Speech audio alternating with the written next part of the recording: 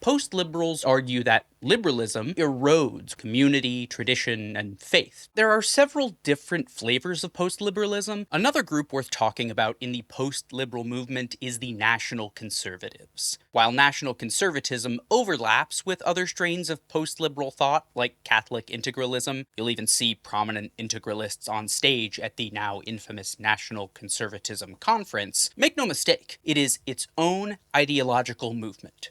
Its driving force is Israeli-American philosopher Yoram Hazony. In Hazony's vision, the true and proper form of political life is when the state, the governing structure, and the nation, a people united by a shared language, religion, ethnicity, or history, are fused into the nation-state, a bounded political organization whose government is the outgrowth of that singular, unified people.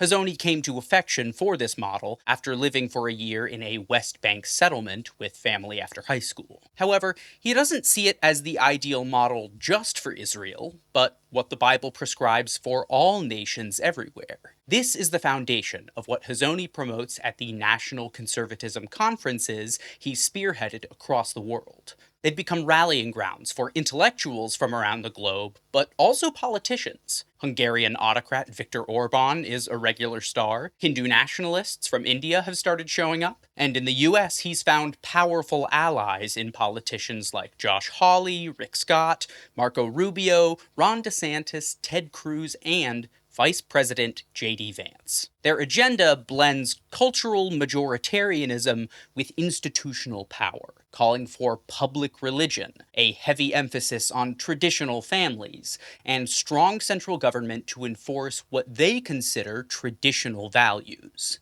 And that's where the danger lies. When you fuse the state with a dominant culture or religion, pluralism becomes a threat. Minorities become outsiders. Dissent becomes disloyalty, and equality becomes conditional, if not disposable. Now, they of course won't explicitly say much of this. The first National Conservatism Conference was filled with calls for racists to get out, and arguments that you'll be able to keep your religion if you aren't a member of the majority. But all you have to do is look toward the nations Hazony and his company lift up as emblematic to see how their vision celebrates the erosion of minority rights. That should alarm us, because when national identity becomes the highest good, everything else becomes negotiable.